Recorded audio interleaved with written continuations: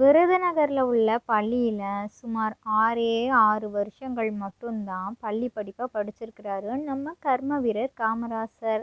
6ஆம் வகுப்பு வரைக்கும் மட்டும்தான் பள்ளி படிப்பை முடிச்சிருக்கிறாங்க. முறையா படிக்கலைனாலும் உலக அனுபவம், பொது அறிவில் அவங்க சிறந்த தலைவராக இருந்திருக்கிறாங்க.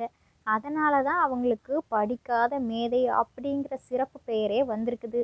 உங்களுக்கு நம்மளோட பெருந்தலைவரை ரொம்ப பிடிக்குமா? மறக்காமல் சப்ஸ்கிரைப் பண்ணி ஒரே ஒரு லைக் பண்ணிக்கோங்க.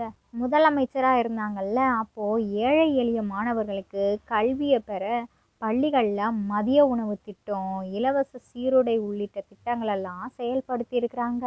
குறைஞ்ச கல்வி தகுதியாக இருந்தாலும் கல்விக்கு எவ்வளோ முக்கியத்துவம் தந்திருக்கிறாங்கன்னு பார்த்தீங்கல்ல. தமிழகத்தில் கல்வி தந்தைன்னு சிறப்பாக அழைக்கப்படுறவங்க யாரு? நம்ம கல்வி கண் திறந்த கர்ம வீரர் காமராசர் தாங்க. அவங்களுக்கு ஏற்ற மாதிரி சிறப்பாக பொருத்தமான பெயர்களை வச்சிருக்கிறாங்க பார்த்தீங்களா? இது பெருமைக்குரிய விஷயம்.